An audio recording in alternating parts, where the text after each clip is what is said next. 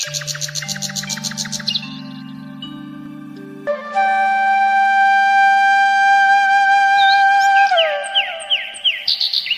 Video अच्छा लगे तो लाइक सब्सक्राइब जरूर करना, क्योंकि बहुत मजेदार वीडियो बना रहे हैं हम लोग।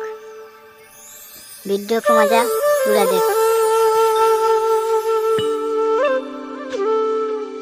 इस गांव में हरिया नाम का एक व्यक्ति रहता था। उसके परिवार में उसकी पत्नी और 2 बच्चे थे। हरिया के पास 2 गायें थीं, जिनका दूध बेचकर वह अपने जीवन निर्वाह करता था।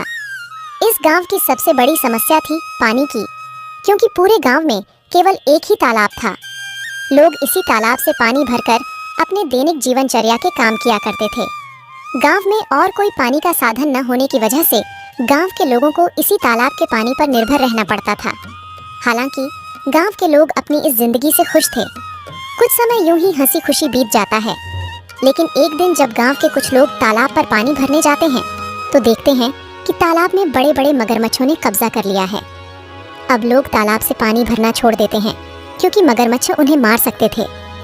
थोड़े दिन बाद कुछ लोगों ने हिम्मत करके उस तालाब से पानी लाने की कोशिश की, मगर तालाब के मगरमच्छ उन्हें भी मारकर खा गए। इस घटना से पूरे गांव में भय और हड़कंप मच गया। अरे देखो भाई लोग, तालाब के इन बड़े बड़े मगरमच्छों ने हमारे गांव के 2 लोगों को मार दिया। अगर ऐसा ही चलता रहा तो धीरे धीरे ये पूरा गांव खत्म हो जाएगा। हाँ भाई रामू, अगर हम इन मगरमच्छ के निवाले नहीं भी बने तो भी बूंद बूंद पानी को तरस तरस कर मर जाएंगे। हाँ भाई लोग, ये तो बहुत बड़ी समस्या हो गई है। अगर हम तालाब के पास भी जाएंगे तो ये मगरमच्छ हमें मार डालेंगे। लेकिन बिना पानी के हमारा गुजारा कैसे होगा? हमें कुछ करना पड़ेगा। तुम सही कह रहे हो चंदन, हमें तुरंत पंचायत बुलानी चाहिए और सरपंच जी को बताना चाहिए। हाँ चलो सरपंच जी के पास चलते हैं, अब वही कुछ कर सकते हैं। गांव के लोग मिलकर पंचायत में सरपंच जी के पास जाते हैं और अपनी समस्या बताते हैं। हाँ सरपंच जी, मगरमच्छ बहुत खतरनाक होते हैं। अगर हम तालाब के पास गए तो हमारी जान को खतरा हो सकता है। हाँ सरपंच जी, हरिया सही कह रहा है। हमने देखा कि कुछ लोग पानी भरने गए थे और मगरमच्छों ने उन पर हमला कर दिया। हाँ भाइयों, यह समस्या सच में गंभीर है, लेकिन हमें इसका कोई समाधान निकालना होगा। एक व्यक्ति है जो हमें इस समस्या से निकलने के लिए कोई बेहतर सुझाव दे सकता है। वह है मुखिया हरिलाल। हमें इस बारे में हरिलाल से बात करनी चाहिए। वह गांव के सबसे अक्लमंद इंसान है। वह इस समस्या का कोई ना कोई हल निकाल ही लेंगे। राजू और बिरजू, तुम दोनों मुखिया के घर जाओ और उनसे कहो कि सरपंच जी ने उन्हें तुरंत याद किया है। दोनों सेवक मुखिया के घर जाते हैं और मुखिया को ले आते हैं। सरपंच जी, कहिए आपने हमें कैसे याद किया? हरिलाल, हमारे गांव के तालाब पर मगरमच्छों ने कब्जा कर लिया है और लोगों को पानी के लिए बहुत समस्या हो रही है। अब तुम उनकी समस्या का कोई समाधान निकालो। मुझे तो कुछ समझ ही नहीं आ रहा, आखिर उन मगरमच्छों से कैसे छुटकारा पाया जाए। मुखिया गहरी सोच में पड़ जाता है और फिर उसको एक उपाय सोचता है और वह सरपंच जी से कहता है। सरपंच जी, मगरमच्छों से लड़ना आसान नहीं है। हमें एक दूसरा तालाब बनाना होगा। ये काम आसान नहीं होगा, लेकिन अगर हम सब मिलकर मेहनत करेंगे तो नया तालाब जल्दी ही बन जाएगा। मुखिया जी, आप बिल्कुल सही कह रहे हैं। हम सब मिलकर मेहनत करेंगे और नया तालाब बनाएंगे। हाँ, हमें मिलकर काम करना होगा। इस समस्या का यही समाधान है। चलो फिर कल से ही हम नया तालाब खोदने का काम शुरू करते हैं। सभी गांव वाले मिलकर काम करेंगे और पानी की समस्या से जल्द ही निजात पाएंगे।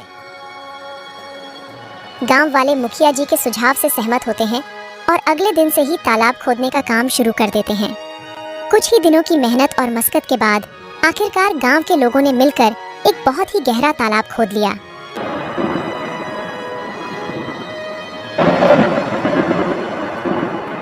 अरे हरिया, यह देखो, हमारा तालाब कैसे पानी से भर गया है। अब हमें पानी के लिए उस मगरमच्छ वाले तालाब में जाने की ज़रूरत नहीं पड़ेगी। हम यही पास ही के तालाब से पानी भर लिया करेंगे। हाँ काका, आज मैं बहुत खुश हूँ। आखिरकार हमारे गांव को इस पानी की समस्या से निजात मिल ही गया।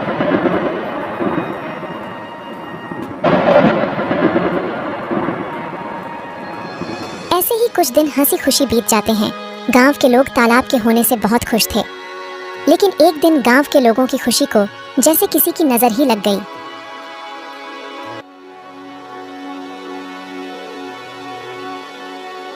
सुनिए जरा, ये तालाब से मटकी भरकर ले आना। घर में पानी खत्म हो गया है। और हाँ, थोड़ा जल्दी आना। वहाँ गांव वाले लोगों से बातें करने मत बैठ जाना जब तक मैं आपके लिए गाय का दूध निकाल देती। ठीक है राधा, लाओ 2 मटकी मुझे, मैं अभी पानी भर लाता हूँ। जब हरिया मटकी लेकर तालाब के पास पहुंचा तो उसने देखा वहां पर मुखिया हरिलाल खड़ा है और वह गांव वालों से पैसे ले रहा है। हरिया ने एक व्यक्ति को रोककर पूछा, भैया क्या बात है, ये मुखिया जी किस चीज के पैसे ले रहे हैं? अरे भाई हरिया, क्या बताऊं अब तुम्हें। अब यह मुखिया जी हमसे इस पानी के पैसे ले रहे हैं। इनका कहना है कि जिसे भी इस तालाब से पानी भरना है उसको पैसे देने होंगे, और जो पैसे नहीं देगा उसे तालाब से पानी नहीं भरने दिया जाएगा। भगवान जाने अब इस गांव में क्या कहर आने वाला है। हरिया पानी भरने के लिए तालाब के पास खड़ा हो जाता है। जैसे ही वह तालाब से पानी भरने जाता है, मुखिया उसे रोकते हुए कहता है, हरिया, तुम क्या कर रहे हो? तुम्हें पता नहीं है कि यहाँ से पानी भरने के लिए पैसे देने होंगे? लेकिन यह तो गांव का तालाब है, यहाँ पानी भरने के लिए पैसे क्यों देने पड़ेंगे? यह नियम अब बदल गया है। यहाँ से पानी भरने के लिए हर किसी को पैसे देने होंगे। ये तो सरासर अन्याय है। ये तालाब सबके लिए है, हमने मिलकर इसे खोदा है। तुम पैसे कैसे मांग सकते हो? मुझे कानून मत सिखाओ, यह मेरा आदेश है, और जो इसे नहीं मानेगा उसे तालाब से पानी नहीं मिलेगा। ये बिल्कुल गलत है। मैं इस बात को जमींदार साहब के पास ले जाऊंगा, तुम्हें इसका जवाब देना होगा। जाओ जाओ, जमींदार साहब के पास जाओ, लेकिन तुमने इस बारे में जमींदार के सामने अपना मुंह भी खोला तो तुम्हें और तुम्हारे परिवार को इसके गंभीर परिणाम भुगतने पड़ सकते हैं। मेरी शिकायत करने से पहले एक बार अपने परिवार के बारे में भी सोच लेना। हरिलाल से पंगा लेना तुम्हारे परिवार पर भारी पड़ सकता है। ठीक है, मैं पैसे दे दूंगा, लेकिन याद रखना यह अन्याय ज्यादा दिनों तक नहीं चलेगा। हरिया मजबूरी में पैसे देकर पानी भरता है और वहां से चला जाता है। राधा, जो हम सब गांव वालों ने मिलकर तालाब खोदा था, मुखिया जी ने अब उस पानी भरने पर रोक लगा दी है। मुखिया ने कहा है कि अगर पानी चाहिए तो तुम्हें इस पानी की कीमत चुकानी होगी। ये मुखिया अपने आप को समझता क्या है? देख लेना, एक दिन इसके पापों का अंत जरूर होगा। हम गरीबों की इसे एक दिन हाय जरूर लगेगी। इतनी गर्मी में गरीबों से पानी के पैसे लेता है। देख लेना, एक दिन ये मुखिया बूंद बूंद पानी को तरसेगा। नहीं राधा, ऐसा मत कहो। कोई हमारे साथ बुरा करता है, इसका मतलब ये तो नहीं कि हम भी उसके साथ बुरा ही करें। ऊपर वाला सब देख रहा है, सबको सबकी कर्मों की सजा जरूर मिलती है। मुखिया को भी उसकी किए की सजा एक न एक दिन जरूर मिलेगी। एक दिन गांव में एक नया व्यक्ति आता है और तालाब के पास पानी पीने की कोशिश करता है। ये तालाब तो काफी बड़ा है, यहाँ से पानी पी लेता हूँ, प्यास बहुत लगी है। ऐ, तुम कौन हो? नमस्ते, मैं एक यात्री हूँ और बहुत प्यासा हूँ, बस थोड़ा पानी पीने के लिए रुका हूँ। यहाँ पानी पीने के लिए रुक गए? यहाँ पानी पीने के लिए पैसे देने होंगे। पैसे? लेकिन पानी पर तो सभी का हक है, ये तो सरकारी तालाब है, पानी के लिए पैसे क्यों देने पड़ेंगे? ये सरकारी तालाब नहीं, ये हमारा तालाब है। यहाँ पानी पीना है तो पैसे देने होंगे, नहीं तो चलते बनो। मुझे कानून मत सिखाओ, ये मेरा इलाका है और यहाँ मेरे नियम चलते हैं। अगर तुम्हें पानी पीना है तो पैसे दो, वरना चलते बनो। वह व्यक्ति बिना पानी पिए वहां से चला जाता है और सीधे जमींदार साहब के घर पहुंचता है। जमींदार साहब के घर के बाहर मुखिया के 2 आदमी खड़े थे। वह व्यक्ति से पूछते हैं, कौन हो तुम? तुम तो इस गांव के नहीं लगते। तुम यहाँ किस काम से आए हो? मैं जमींदार साहब से मिलने आया हूँ, उन्होंने ही मुझे बुलाया है। मेरा नाम मोहन है, मैं इस गांव का नया कलेक्टर हूँ। यह सुनकर वह दोनों आदमी उस व्यक्ति को अंदर जाने देते हैं।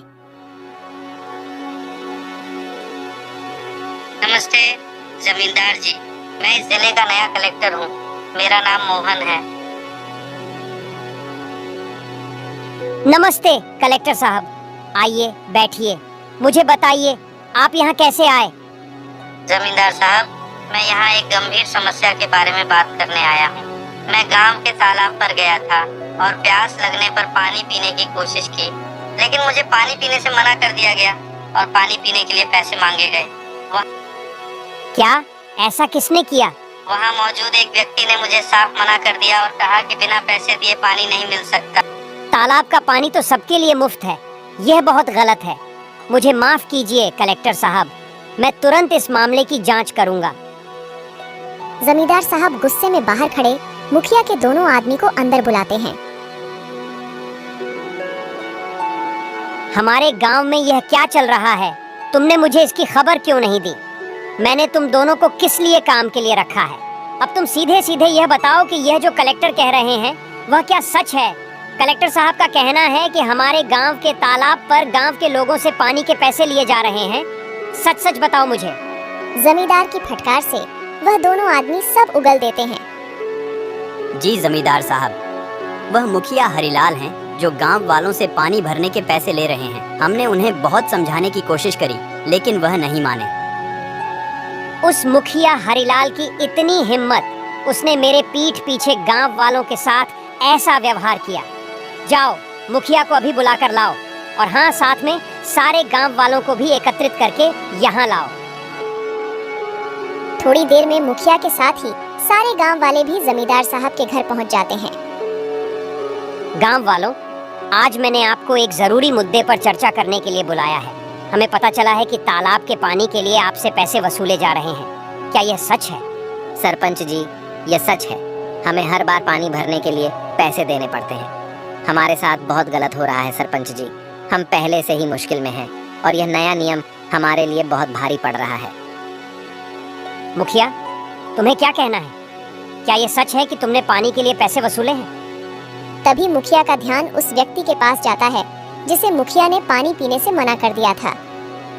अरे ये व्यक्ति यहाँ क्या कर रहा है? अच्छा, तो इसीलिए लगाई है। मेरी शिकायत देख लूंगा इसको तो मैं। बोलो हरिलाल, ये सब क्या चल रहा है? सच का तो मुझे पता चल ही गया है, लेकिन एक बार ये मैं तुम्हारे मुंह से सुनना चाहता हूँ।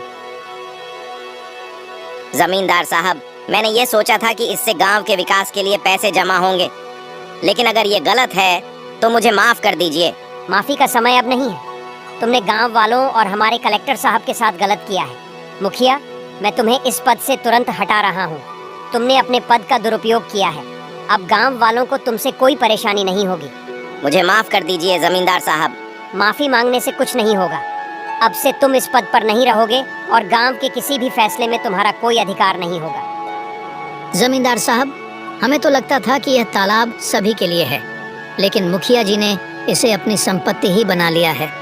गांव वालों, मुझे खेद है कि आपको ऐसी कठिनाइयों का सामना करना पड़ा। मैं आपको आश्वासन देता हूं कि आगे से ऐसा कोई अन्याय नहीं होगा। तालाब का पानी अब सभी के लिए मुफ्त होगा।